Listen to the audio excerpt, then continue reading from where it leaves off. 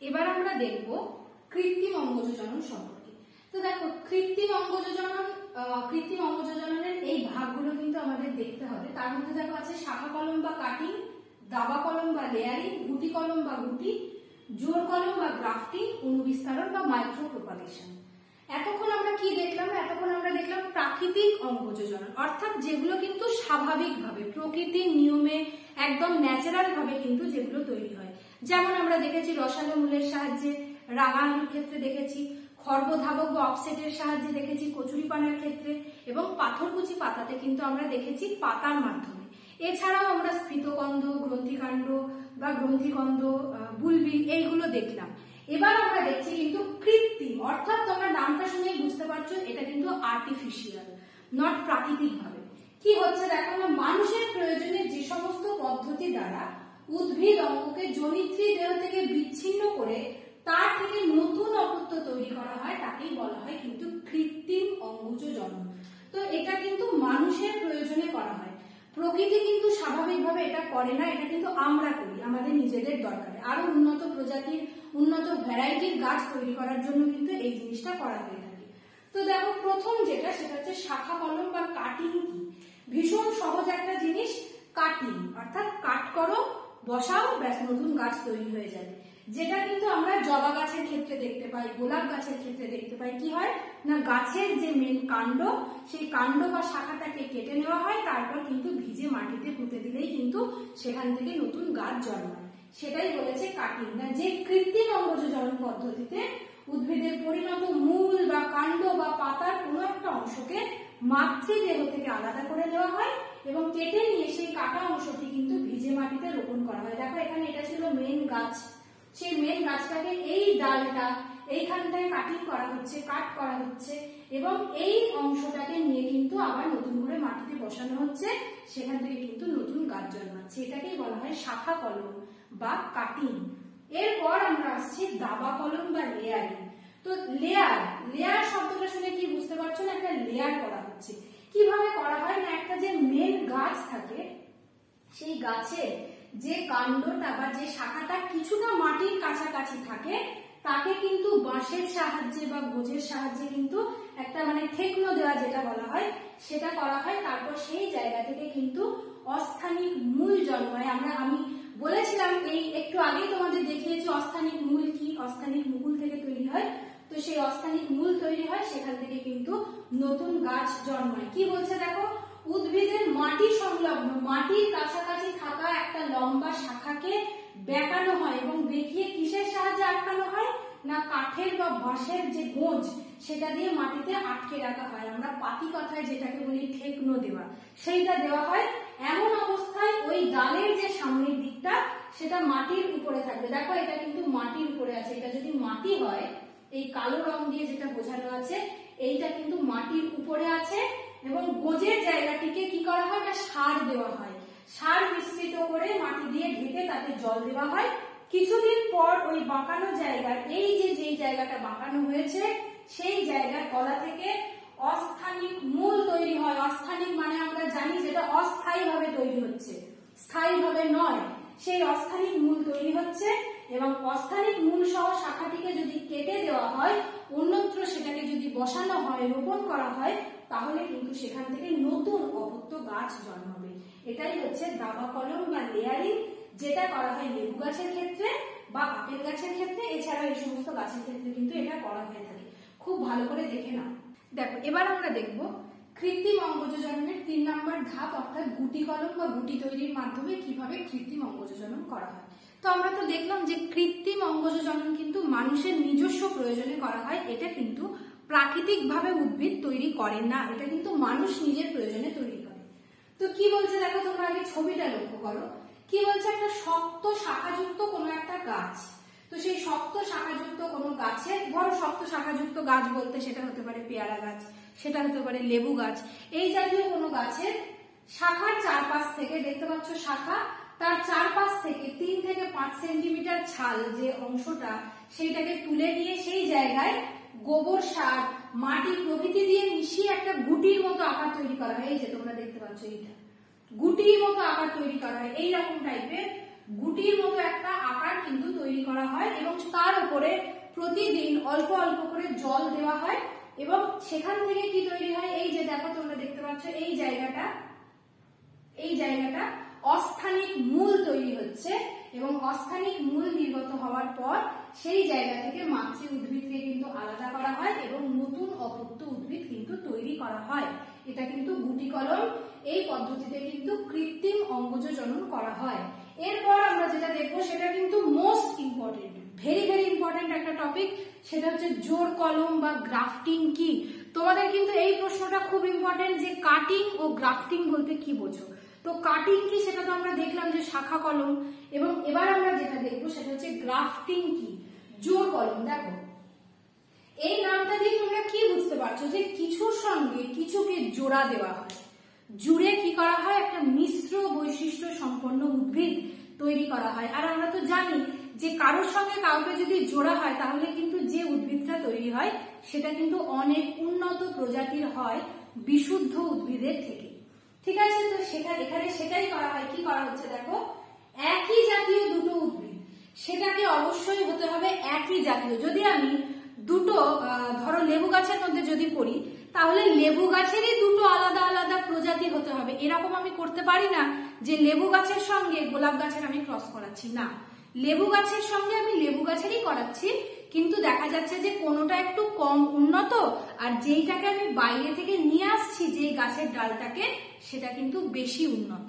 তো একই উদ্ভিদ, একই জাতীয় দুটি উদ্ভিদ, এবং ম্যান্ডেটারি এটা যে তাদের দ্বিবীজপত্রী হতেই হবে, একবীজপত্রী হলে চলবে না। কেন চলবে না সেটা আমি পরে আসছি। দ্বিবীজপত্রী উদ্ভিদের একটা শাখাকে বা মুকুলকে অপর একটি মূল সহ উদ্ভিদের কাণ্ডের সঙ্গে যুক্ত করে যে যৌগিক প্রকৃতির বা যে মিশ্র প্রকৃতির উদ্ভিদ তৈরি করা হয় তাকেই বলা হয় গ্রাফটিং বা জোড় কলম। এটা কিন্তু ভেরি ভেরি ইম্পর্টেন্ট। তাহলে কি বললাম না, একই জাতীয় দুটি উদ্ভিদ, যদি একটা হয় পেয়ারা গাছ অপরটাও পেয়ারা গাছই হবে, অন্য কোনো গাছ কিন্তু নয়।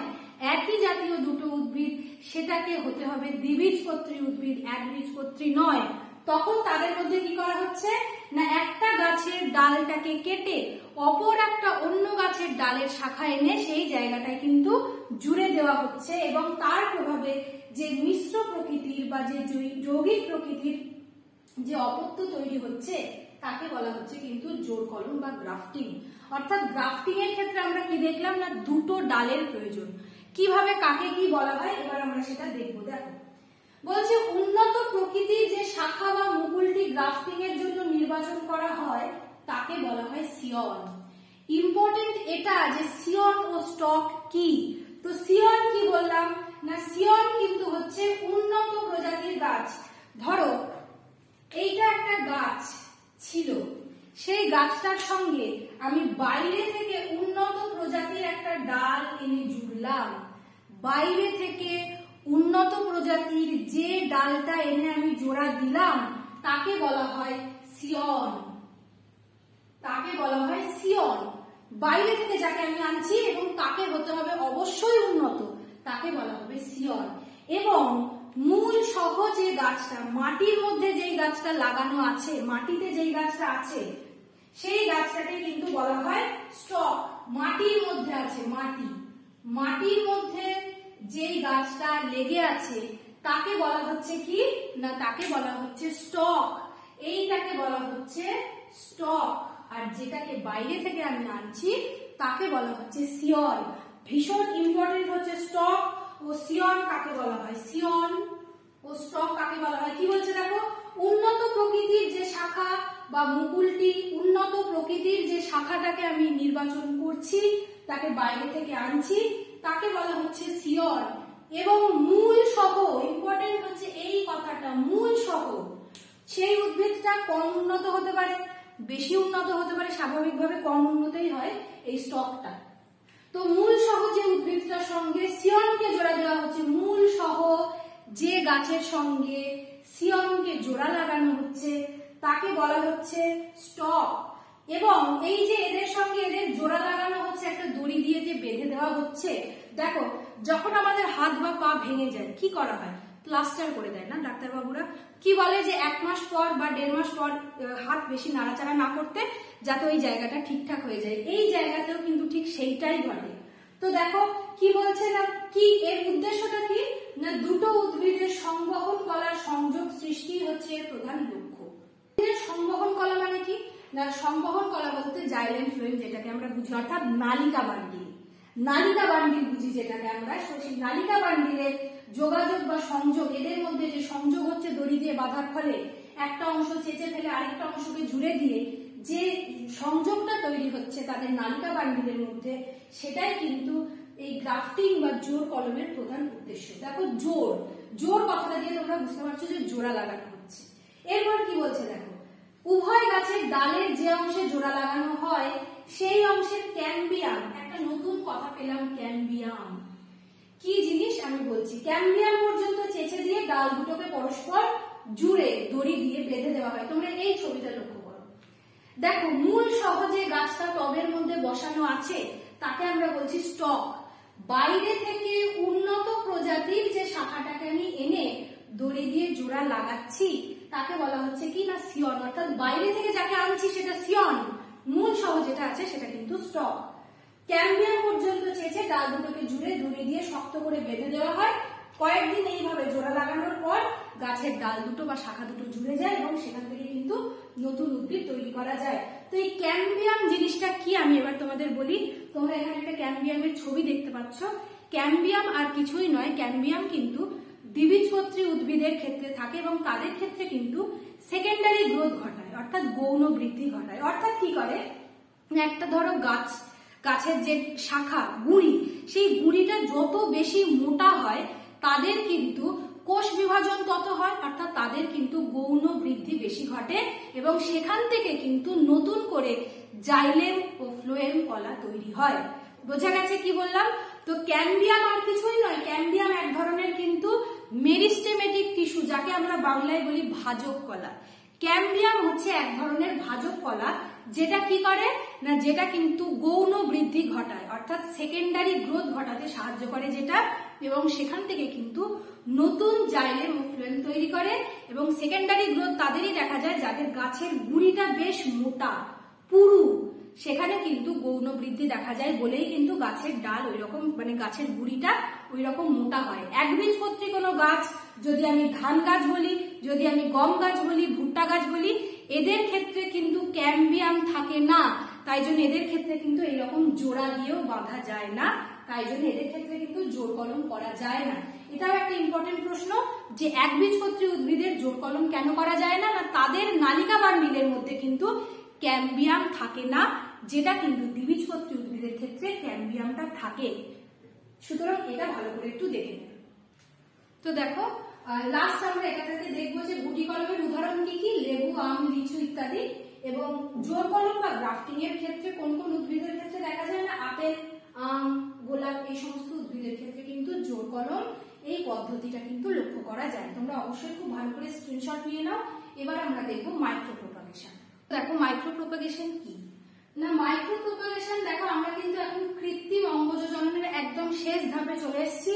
একবার রিভিশন দিয়ে প্রথম থেকে কি পড়লাম আমরা, প্রাকৃতিক অঙ্গজনন পড়েছি, যেখানে আমরা পড়েছি মূলের সাহায্যে অঙ্গজনন, কাণ্ডের সাহায্যে, কাণ্ডের মধ্যে অনেকগুলো ভাগ দেখেছি, যেমন গ্রন্থিকাণ্ড, স্ফীতকাণ্ড ইত্যাদি, এগুলো দেখেছি পর্ণকাণ্ডের সাহায্যে। এছাড়া বুলবিলের সাহায্যে দেখেছি এবং কি দেখেছি পাতার সাহায্যে প্রাকৃতিক অঙ্গজনন দেখেছি, যেগুলো কিন্তু ন্যাচারালি হয়, অর্থাৎ উদ্ভিদ স্বাভাবিকভাবে কিন্তু সেই জিনিসগুলোকে তৈরি করে। কিন্তু এখন আমরা যেটা দেখছি সেটা হচ্ছে কৃত্রিম, অর্থাৎ এটা কিন্তু মানুষের প্রয়োজনে মানুষ তৈরি করে, তাই এটাকে বলা হয় আর্টিফিশিয়াল অঙ্গজনন বা কৃত্রিম অঙ্গজনন। তো দেখো এখন আমরা শেষ ধাপে চলে এসেছি, অনুবিস্তারণ কি বলছে দেখো, কি বলছে না, যে কৃত্রিম জনন পদ্ধতিতে বা যে কৃত্রিম অঙ্গজনন পদ্ধতিতে একই ব্যাপার, কলা বা কোষ পালন করে নতুন পূর্ণাঙ্গ উদ্ভিদ তৈরি করা যায়, তাকে বলা হয় অনুবিস্তারণ। আচ্ছা, এটা কি কোনো প্রাণী নাকি যে তাকে পালন করা হবে? নিশ্চয়ই সেটা নয়। তো কিভাবে পালন বলতে কি বোঝাচ্ছে, এরপর আমরা ধাপে ধাপে কিন্তু বুঝবো। তো কি দেখলাম না, যে কৃত্রিম অঙ্গজ জনন পদ্ধতিতে কোনো একটা কোষ, আমরা জানি জীবনের ক্ষুদ্রতম একক হচ্ছে কোষ, অনেকগুলো কোষ মিলে তৈরি হয় কলা, ঠিক আছে, অনেকগুলো কলা মিলে অঙ্গ এবং অনেকগুলো অঙ্গ মিলে কিন্তু তৈরি হয় তন্ত্র। তো ওই কলা বা কোষ পালন করে নিশ্চয়ই একটা কৃত্রিম জায়গায় যেখানে জিনিসটাকে রেখে পালন করা হয়, করে নতুন পূর্ণাঙ্গ উদ্ভিদ উৎপাদন করা হয়, তাকেই বলা হয় অণুবিস্তারণ বা মাইক্রো প্রোপাগেশন।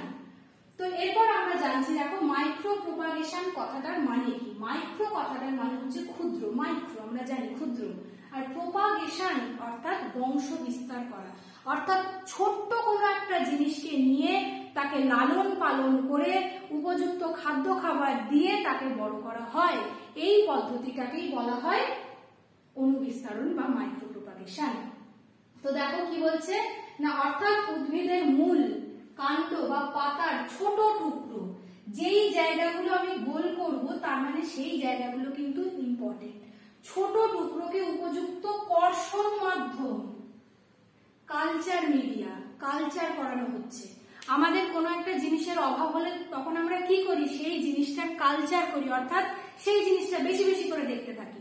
সুতরাং কোনো একটা পার্টিকুলার কোষ বা কোনো ছোট্ট কোনো একটা অংশ, সেটা হতে পারে কোনো ভাজক কলা, সেটা হতে পারে কোনো পাতার অংশ, যা কিছু হতে পারে, তাকে কিন্তু কালচার করা হয়। কালচার কিভাবে করা হয় সেটা আমরা দেখব।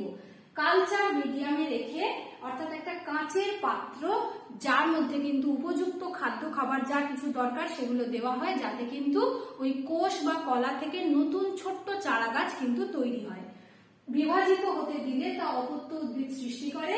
কোষের টোটিপোটেন্সি, টোটিপোটেন্সি ধর্মের জন্য যে কোনো কলা কোষ সম্পূর্ণ উদ্ভিদ তৈরি করে। টোটিপোটেন্সি দেখো এখানে স্পেশাল নোট বলে লেখা আছে। টোটিপোটেন্সি কি না, প্রয়োজনীয় পুষ্টি এবং অনুকূল পরিবেশে সম্পূর্ণ প্রযোজনী ক্ষমতাযুক্ত একটা যে কোনো সজীব কোষের পূর্ণাঙ্গ জীব সৃষ্টির ক্ষমতাকেই বলা হচ্ছে টোটিপোটেন্সি। অর্থাৎ কোনো একটা ছোট্ট অংশ, কোনো একটা ছোট্ট কোষ, কোনো ছোট্ট কলা, কোনো ছোট পাতা, যা কিছু হতে পারে, তাকে প্রয়োজনীয় পুষ্টি দিতে হবে। প্রয়োজনীয় পুষ্টি দেওয়ার জন্য কি কি দরকার সেগুলো আমরা এখনো জানি না, দেখব। প্রয়োজনীয় পুষ্টি এবং অনুকূল পরিবেশ, যে কোনো জায়গাতেই তাকে অনুকূল পরিবেশে রাখতে হবে, না হলে কিন্তু সে বংশ বিস্তার করতে পারবে না, অর্থাৎ কোষ বিভাজন করতে পারবে না। তো অনুকূল পরিবেশে সম্পূর্ণ প্রজননিক ক্ষমতা, অর্থাৎ প্রজনন ক্ষমতা যুক্ত এমন একটা অনুকূল পরিবেশ তাকে দিতে হবে, যেখানে যে কোনো সজীব কোষ কিন্তু পূর্ণাঙ্গ অবস্থায় বৃদ্ধিপ্রাপ্ত হতে পারে, তাকেই বলা হচ্ছে টোটিপোটেন্সি। যে কোনো কলা কোষ সম্পূর্ণ উদ্ভিদ তৈরি করতে পারে। যদি তোমাদের আসে মাইক্রো প্রোপাগেশন কি, তখন তোমরা কিন্তু এইটুকু লিখবে। যদি তোমাদের আসে বা এইটুকু লেখার পর এই লাস্টে যেটা বলবো সেটা লিখলে কিন্তু ফুল মার্কস পাবে, 2 এ 2 পাবে। এরপর আমরা যেটা দেখবো সেটা হচ্ছে মাইক্রো প্রোপাগেশনের পদ্ধতিটা কি। Very very very important. তোমরা যদি টেস্ট পেপার খোলো দেখবে প্রত্যেকটা পাতাতে কিন্তু আছে এই প্রশ্নটা, মাইক্রো প্রোপাগেশন কি। দেখো এবার আমরা দেখবো। তো কি বলছে না, উপযুক্ত এবং রোগমুক্ত উদ্ভিদের কোনো একটা অঙ্গ। দেখো আমরা যেই উদ্ভিদ অংশটাকে নিয়ে কাজ করব তাকে কি, তাকে তো সুস্থ সবল হতে হবে। তো আমরা যদি কোনো কোষকে নিয়ে কাজ করি, যদি কোনো পাতাকে নিয়ে কাজ করি, যাকে নিয়েই কাজ করি না কেন, সেটা ক্ষুদ্র হতে হবে এবং তাকে কিন্তু সুস্থ হতে হবে, রোগ মুক্ত হতে হবে, কোনো পোকা টোকা আক্রমণ করলে কিন্তু হবে না। তো সেটাই বলছে উপযুক্ত এবং রোগমুক্ত উদ্ভিদের অঙ্গ। সেটা হতে পারে মূল বা কাণ্ডের অংশ, সেটা হতে পারে মুকুল, সেটা হতে পারে যে কোনো কোষ, যে কোনো পাতা, যে কোনো ভাজক কলা, যা কিছু নির্বাচন করা হয় তাকে এক্সপ্ল্যান্ট বলা হয়। তাহলে এক্সপ্ল্যান্ট কি, এইরকমও কিন্তু 2 নম্বরের প্রশ্ন আসে। তো এক্সপ্ল্যান্ট কি না, যাকে আমি নির্বাচন করছি সেই ছোট্ট অংশটাই হচ্ছে এক্সপ্ল্যান্ট। এরপর কি হচ্ছে, এক্সপ্ল্যান্ট কি কৃত্রিম পুষ্টি মাধ্যম। কৃত্রিম কেন, কারণ আমরা তো করছি কৃত্রিম অঙ্গজনন, আমরা নিজেরা তৈরি করছি সেই জিনিসটা, তাই কৃত্রিম পুষ্টি মাধ্যমে অর্থাৎ কালচার মিডিয়ামের মধ্যে রেখে তাকে কালচার করা হয়, তাকে গ্রো করতে দেওয়া হয়, যে তুমি জন্মাও, তার জন্য উপযুক্ত খাদ্য খাবার কিন্তু দেওয়া হয়। সেই জিনিসটাকেই বলা হচ্ছে কি না এক্সপ্ল্যান্ট। তো এরপর কি না, এরপরে পুষ্টি মাধ্যম। পুষ্টি মাধ্যমটা কি স্বাভাবিকভাবে তৈরি হয়? কখনোই না। পুষ্টি মাধ্যম মানুষ নিজেরা তৈরি করে, যেখানে উপযুক্ত প্রয়োজনীয় জিনিসপত্র দেওয়া থাকে। কি কি জিনিস সেগুলো আমরা এবার আস্তে আস্তে দেখব। তো দেখো আমরা এক্সপ্ল্যান্ট পেলাম। এক্সপ্ল্যান্ট মানে কি, ছোট্ট অংশটা যাকে আমি নির্বাচন করছি তাকে বলা হচ্ছে এক্সপ্ল্যান্ট। এবার কি, এবার ওই পুষ্টি মাধ্যমে কোষ, একটা কোষ রেখেছি, সেই কোষটাকে কি বিভাজিত হতে হবে। তো সেই বিভাজিত অংশটা অর্থাৎ এইরকম টাইপের একটা জিনিস, ধরো এইরকম একটা কোষ থেকে তৈরি হচ্ছে অনেকগুলো এরকম পুঞ্জীভূত একটা জিনিস, সেই জিনিসটাকে বলা হচ্ছে কিন্তু ক্যালাস। আমি যাকে নির্বাচন করেছি প্রথম তাকে বলা হচ্ছে এক্সপ্ল্যান্ট। এই এক্সপ্ল্যান্টকে যখন আমি পুষ্টি মাধ্যমে রাখছি সেটা থেকে যে কোষ পুঞ্জ তৈরি করছে, কোষ পুঞ্জ, তাকে বলা হচ্ছে ক্যালাস। ক্যালাস গঠন করবে। এরপর কি হচ্ছে দেখো, এরপর আমরা জানছি সেই খাদ্য খাবারের কথা, অর্থাৎ যেটা কিন্তু দেওয়া হচ্ছে ওই ছোট্ট অংশটাকে বৃদ্ধিপ্রাপ্ত করার জন্য। কি দেওয়া হচ্ছে দেখো, এই কর্ষণ মাধ্যমে শক্তির উৎস রূপে সুক্রোজ ব্যবহৃত হয়। সুক্রোজ আমরা জানি, গ্লুকোজ, সুক্রোজ ইত্যাদি এগুলো, তো সেই সুক্রোজ ব্যবহৃত হয়। এছাড়া কি কি থাকে না, সুক্রোজ যেমন থাকে এছাড়া কিন্তু থাকে কৃত্রিম অক্সিন, কৃত্রিম সাইটোকাইনিন, কারণ আমরা এটাও জানি যে অক্সিন আর সাইটোকাইনিন তো বৃদ্ধি সহায়ক হরমোন, তো কৃত্রিম অক্সিন, কৃত্রিম সাইটোকাইনিন, এছাড়া বিভিন্ন ভিটামিন দেওয়া হয় যেমন থায়ামিন। এছাড়া আর কি কি দেওয়া হয় না, বিভিন্ন ম্যাক্রো ও মাইক্রো নিউট্রিয়েন্টস, যেমন ম্যাক্রো নিউট্রিয়েন্টস এর মধ্যে ধরো নাইট্রোজেন আছে, ফসফরাস আছে, আর মাইক্রো নিউট্রিয়েন্টস এর মধ্যে কি আছে, তামা আছে, জিঙ্ক আছে, আয়রন আছে ইত্যাদি, এইগুলো কিন্তু। এছাড়া বিভিন্ন ভিটামিন, এছাড়া কার্বন প্রভৃতি কিন্তু ব্যবহৃত হয় এবং এমব্রয়েড গঠন করে। এমব্রায়ো মানে কি, ভ্রূণ। তো এমব্রয়েড মানে ওই একটা ভ্রূণের মতো যে অংশটা সেটাকে বলা হয় এমব্রয়েড। প্রথম ধাপ আমরা কি পেলাম, এক্সপ্ল্যান্ট, অর্থাৎ যাকে আমি নির্বাচন করছি যে হ্যাঁ তুমি রোগমুক্ত, তো তোমাকে নিয়ে আমি কিন্তু আগাতে পারি, এগোতে পারি, তো সেটাকে বলা হচ্ছে এক্সপ্ল্যান্ট। ওই এক্সপ্ল্যান্টকে যখন কালচার মিডিয়াম, অর্থাৎ একটা কাঁচের তৈরি পাত্র, দেখো তোমরা এখানে ছবি দেখতে পাচ্ছ, যেই কাঁচের পাত্রের মধ্যে বা যে পেট্রি ডিশের মধ্যে দেওয়া হচ্ছে কি কি, সুক্রোজ, এছাড়া বিভিন্ন ভিটামিন, মাইক্রোনিউট্রিয়েন্টস, ম্যাক্রোনিউট্রিয়েন্টস, কৃত্রিম অক্সিন, সাইটোকাইনিন, কার্বন ইত্যাদি জিনিসপত্রগুলো কিন্তু দেওয়া হচ্ছে, যাতে ওই ছোট্ট অংশটা, ছোট্ট কোষটা থেকে একটা কোষ পুঞ্জ তৈরি হয়, যাকে আমরা কি বলে পেয়েছি, ক্যালাস বলে। সেই ক্যালাস থেকে কি তৈরি হচ্ছে, এমব্রয়েড। এবার এই এমব্রয়েড গুলো থেকে কিন্তু পরে কাণ্ড ও মূল উৎপন্ন হয় এবং সেখান থেকে কিন্তু প্ল্যান্টলেট তৈরি করে। প্ল্যান্ট মানে কি, গাছ, প্ল্যান্টলেট মানে কি, ছোট্ট ছোট্ট চারা গাছ তৈরি হয়। তো ধাপ আমরা কি কি পেলাম, একদম খুব ভালো করে মাথায় রাখো, তোমরা যদি পরীক্ষায় কিছুই না মনে থাকে এই ধাপটা লিখলেও কিন্তু তোমরা নাম্বার পাবে। তো কি ধাপটা কি পেলাম, প্রথম হচ্ছে এক্সপ্ল্যান্ট, অর্থাৎ যাকে আমরা নির্বাচন করছি। দেখো একটা পাতা, এই পাতার, আমি প্রথমেই বলেছি পাতার একটা ছোট টুকরোকেও কিন্তু আমরা নির্বাচন করতে পারি। দেখো এই গোল দিয়ে যেটা বোঝানো হয়েছে সেটা হচ্ছে পাতার একটা ছোট্ট টুকরো, এটা হচ্ছে এক্সপ্ল্যান্ট, অর্থাৎ যাকে আমি নির্বাচন করছি। এরপর একে কিসে দেওয়া হয়েছে, একটা পেট্রি ডিশ, অর্থাৎ কাঁচের একটা পাত্রের মধ্যে ঢালা হয়েছে, যার মধ্যে কি কি মেশানো হয়েছে, সুক্রোজ, কার্বন, বিভিন্ন micronutrients, macronutrients, vitamin, auxin, cytokinin, এইগুলো মিশিয়ে কি তৈরি করা হচ্ছে, এই যে দেখো ক্যালাস গঠন করছে, অর্থাৎ কোষ পুঞ্জ গঠন করছে। এই ক্যালাস থেকে তৈরি হচ্ছে কি, এমব্রয়েড, এমব্রয়েড থেকে তৈরি হচ্ছে প্ল্যান্টলেট। দেখতে পাচ্ছ তোমরা মূল, কাণ্ড বা শাখা, প্ল্যান্টলেট তৈরি করছে। এইবার প্রশ্ন হচ্ছে যে এই প্ল্যান্টলেটটাকে তো আমি একটা কৃত্রিম মাধ্যমে বড় করছি, তো হুট করে সেই ছোট্ট ছোট্ট চারা গাছগুলোকে নিয়ে গিয়ে আমি যদি জমিতে বসিয়ে দিই, টবে বসিয়ে দিই, তাহলে তো সেই গাছটা মারা যেতে পারে, কারণ তারা একটা অন্যরকম পরিবেশে বড় হচ্ছিল। হুট করে তাদের আমি যদি এই প্রচন্ড তাপ, গরম, রোদের মধ্যে নিয়ে যাই, তাহলে কি হতে পারে, তারা মারা যেতে পারে, অর্থাৎ আমার এত পরিশ্রম কিন্তু বৃথা হয়ে যাবে।